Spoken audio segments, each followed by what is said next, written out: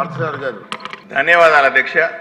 నేను రాయలసీమ అత్యంత వెనుకబడినటువంటి కర్నూలు జిల్లా పశ్చిమ నియోజకవర్గాలు ఆదోని నుంచి మాట్లాడుతున్నాను అధ్యక్ష.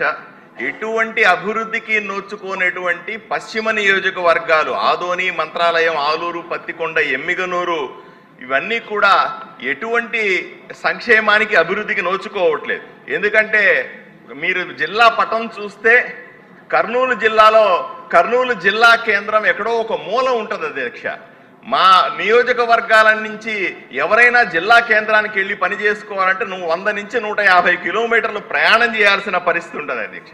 రెండోది, జిల్లాలకు నిధులు కేటాయించిన సందర్భంలో రాష్ట్ర ప్రభుత్వం కానీ కేంద్ర ప్రభుత్వం కానీ సగానికి పైగా నిధులు జిల్లా కేంద్రమైన కర్నూలుకు పెడతారు. అది ఎక్కడో హైదరాబాద్ నుంచి బెంగళూరు హైవేలో ఉంటుంది. మా నియోజకవర్గాలకి ఎక్కడా కూడా అభివృద్ధికి డబ్బులు రావట్లేదు అధ్యక్ష. ఇంకా దారుణమైన విషయం ఏంటంటే మాకు అధికారులు దొరకలేదు అధ్యక్ష.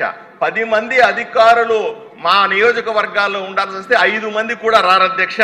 జనాభా 80% మా నియోజకవర్గాల్లో ఉంటే అభివృద్ధి మాత్రం కేవలం 10% కూడా ఉండట్లేదు. ఎన్నో దశాబ్దాలుగా ఆదోని కేంద్రంగా ఆదోని, మంత్రాలయం, ఆలూరు, పత్తికొండ, ఎమ్మిగనూరులకి ఒక ప్రత్యేక జిల్లా ఏర్పాటు చేయాలన్న సెంటిమెంట్ కూడా ప్రజల్లో ఉంది. దీన్ని పరిశీలించాల్సిందిగా ఈ జిల్లాని ప్రత్యేకంగా ఏర్పాటు చేయాల్సిందిగా ప్రభుత్వాన్ని కోరుతున్నాను.